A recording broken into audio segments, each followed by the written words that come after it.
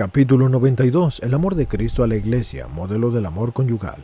El autor de la carta a los Efesios, al proclamar la analogía entre el vínculo nupcial que une a Cristo y a la Iglesia y el que une a su marido y a su mujer, en el matrimonio escribe así: Ustedes los maridos amen a sus mujeres, como Cristo ama y amó a la Iglesia, y se entregó por ella para santificarla, purificándola mediante el lavado del agua con la palabra, a fin de presentársela así gloriosa, sin mancha o arruga o cosa semejante, sino santa e intachable. Efesios 5, del 25 al 27. Es significativo que la imagen de la Iglesia gloriosa se presente en el texto citado como una esposa toda ella hermosa en su cuerpo, y ciertamente se trata de una metáfora, pero resulta muy elocuente y testimonia cuán profundamente incide la importancia del cuerpo en la analogía del amor nupcial. La Iglesia gloriosa es la que no tiene la mancha ni la arruga, es decir, la mancha puede entenderse como un signo de fealdad o arruga como un signo de envejecimiento y de senilidad. En el sentido metafórico, tanto una como la otra expresión indican los defectos morales, es decir, el pecado, y se puede añadir que en San Pablo el hombre viejo significa el hombre de pecado. Esto está en Romanos 6:6. Cristo, pues, con su amor de redentor y amor nupcial, hace ciertamente que la Iglesia no solo venga a estar sin pecado, sino que se conserve eternamente joven. Como puede verse, el ámbito de la metáfora es muy amplio. Las expresiones que se refieren directa e inmediatamente al cuerpo humano, caracterizándolo en las relaciones recíprocas entre el esposo y la esposa y entre el marido y la mujer, indican al mismo tiempo los atributos y cualidades del orden moral y espiritual y sobrenatural, y esto es esencial para tal analogía. Por tanto, el autor de la carta puede definir el estado glorioso de la Iglesia en relación con el estado del cuerpo de la esposa, que es libre de señales de fealdad y envejecimiento, o de cosa semejante, sencillamente como santidad y ausencia de pecado. Así es la Iglesia, santa e intachable. Resulta obvio, pues, de qué belleza de la esposa se trata y en qué sentido la Iglesia es el cuerpo de Cristo y en qué sentido ese cuerpo o esposa acoge el don del esposo que amó y ama a la Iglesia y que se entregó por ella. No obstante, es significativo que San Pablo explique toda esta realidad que por esencia es espiritual y sobrenatural por medio de la semejanza del cuerpo y del amor, en virtud de los cuales los esposos, es decir, marido y mujer, se hacen una sola carne. En todo el pasaje del texto citado está bien claramente conservado el principio de la bisubjetividad, es decir, Cristo-Iglesia, esposo-esposa, marido y mujer. El autor presenta el amor de Cristo a la Iglesia, ese amor que hace de la Iglesia el cuerpo de Cristo del que Él es la cabeza, como el modelo del amor de los esposos y como el modelo de las bodas del esposo y la esposa. El amor obliga al esposo y al marido a ser el solícito del bien de la esposa y mujer. Le compromete a desear su belleza y al mismo tiempo sentir esta belleza física.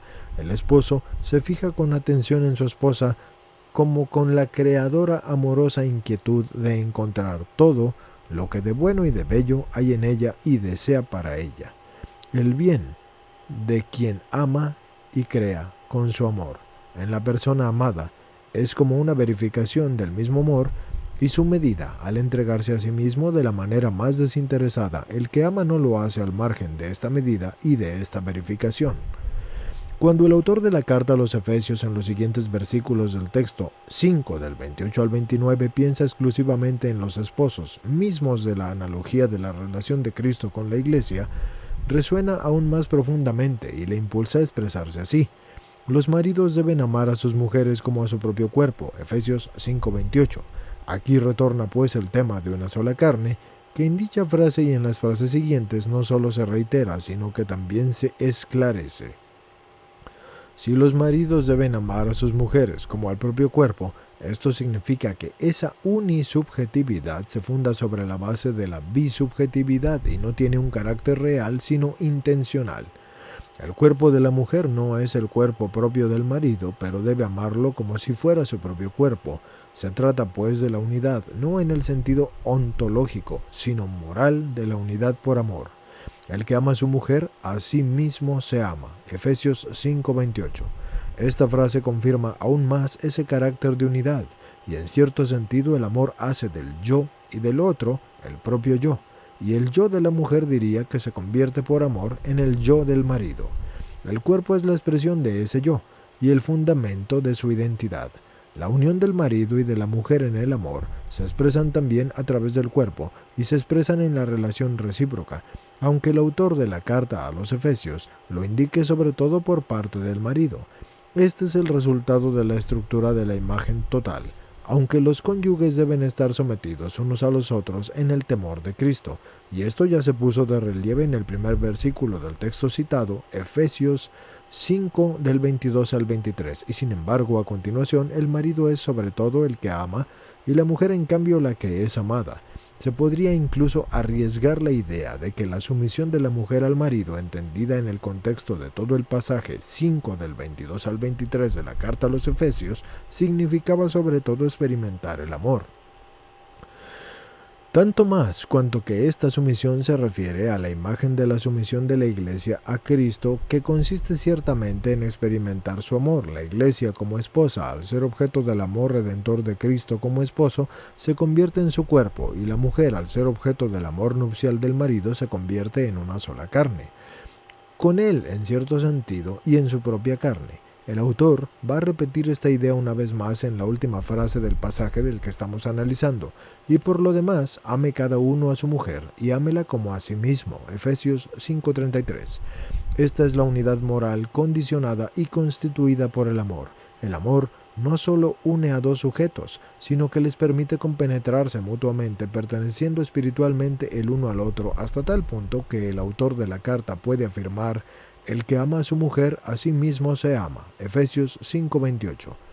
El yo se hace en cierto sentido el tú, y el tú se hace el yo, y se entiende en sentido moral. Y por esto, la continuación del texto que estamos analizando dice así: nadie aborrece jamás su propia carne, sino que la alimenta y la abriga, como Cristo a la Iglesia, porque somos miembros de su cuerpo. Efesios 5, 29 al 30.